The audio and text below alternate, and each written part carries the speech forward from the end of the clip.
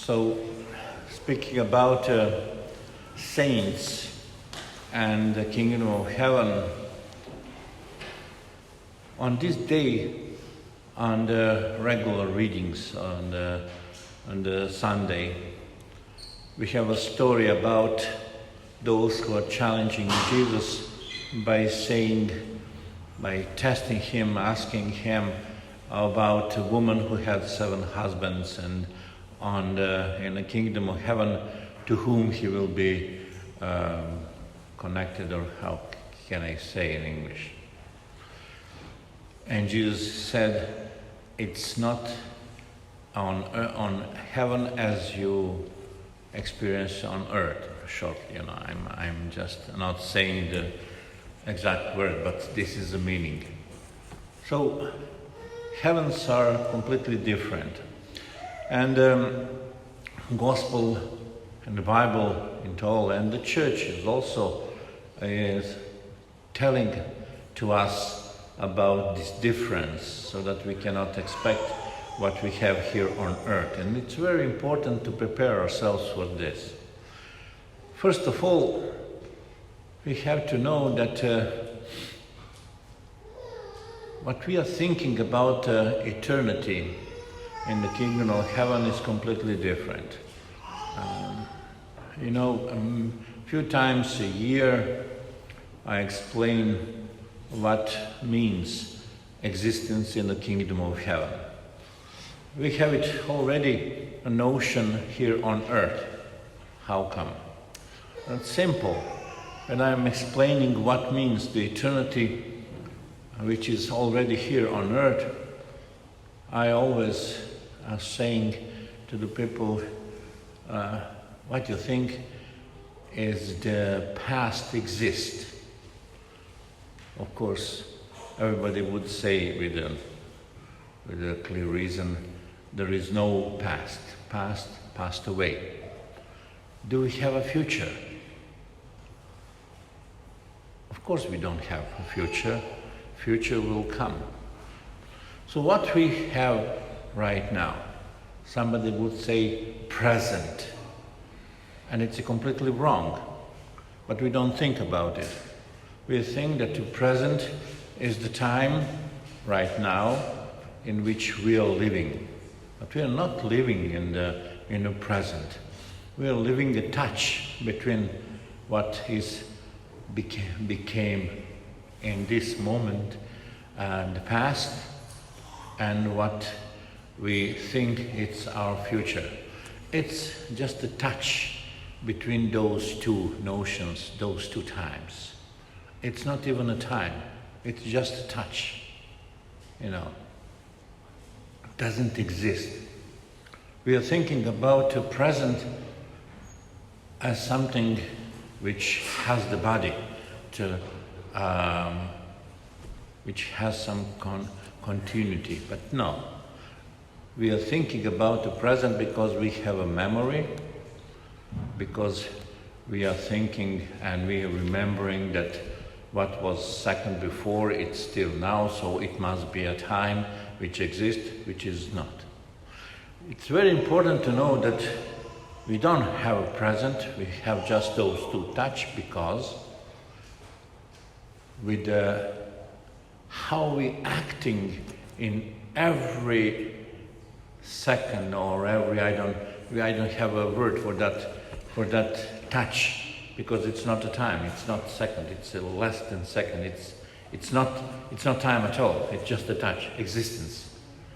So what I do in this moment will make my past.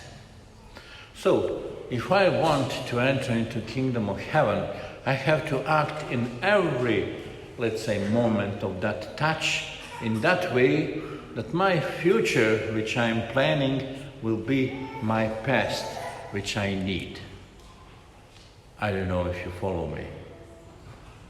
So every moment, what I'm doing now in this touch will trace in my mind. I want to act like this in every moment, so that that future which I planned became my good past. Why is that important? First of all, we have to be concentrated on what we are doing. And second thing is something very good and very useful for us.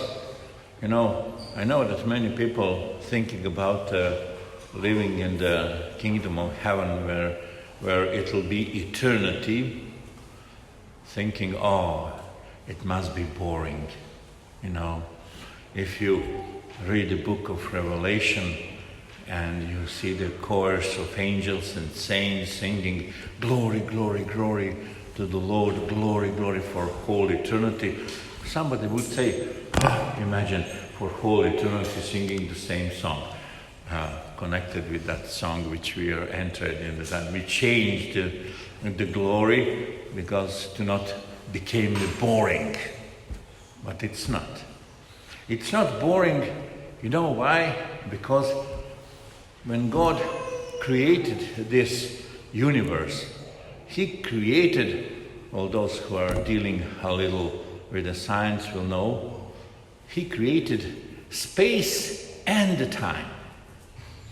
And the space and time are closely connected as the body and soul. If something happening to our body, it hurts the soul as well. If something happening with the matter, it'll have influence on time as well. But in the kingdom of heaven, there will be no material world, as we know.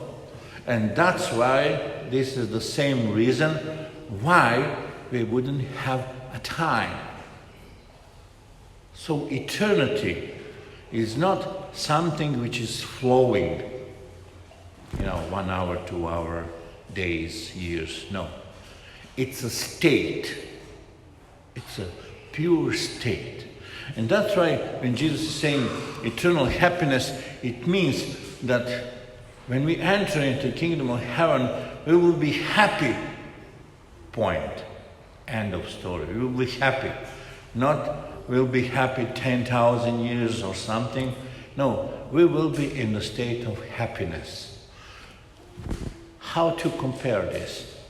Well, remember the happiest moment of your life, whatever was that moment, and try to imagine how it will be if the time stops on that second and you will.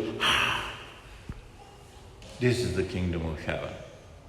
So to enter into that kingdom of heaven, we have to be concentrated what we are doing, and a small portion of eternity which is here on earth, but we don't notice it because we have a memory and we are thinking, oh, I have a time. No, we don't have a time because future doesn't exist. And the past passed away. So, this is one of very important things to understand. We don't have a time. We have an eternity right now. And what we are trying is to establish that small portion of eternity and eternity itself. All gospel, and especially on the All Saints' days, are giving us another reason why we have to be concentrated and deal with that eternity every moment of our lives. When we are speaking about all saints, we are actually speaking about the company for which we are made. All saints doesn't mean all consecrated people or people who are we are put it on the altar and remembering once a year, Saint Francis, Saint this and that. No.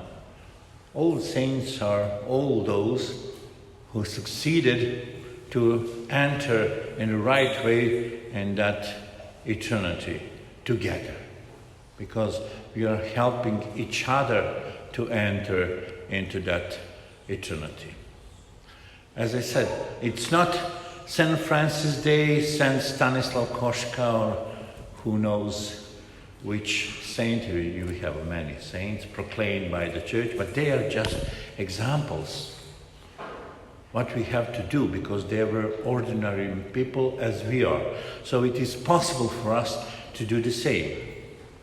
But what is more important in connection with the saints is that there is a place for everyone, and it's not important if we have a church named with the name of that saint. You know, there is a trick question. I succeeded to trick some bishops also with this. When I ask, do you know who is the first saint of the church? Do you know? Who is the first saint? What you think? Crucified robber on the cross together with Jesus. He is the first saint of the church, the lowest of the law, the criminal. He is the first saint of the church. Imagine this. How we know this? Because Jesus told to him, today you will be in the kingdom of heaven together with me. So we for sure know at least one saint. It's a criminal who repented on the cross. He is the first saint of the church. Imagine how beautiful is this. It means that every and each of us has a chance to enter in the kingdom of heaven just if we repent, even at the last moment.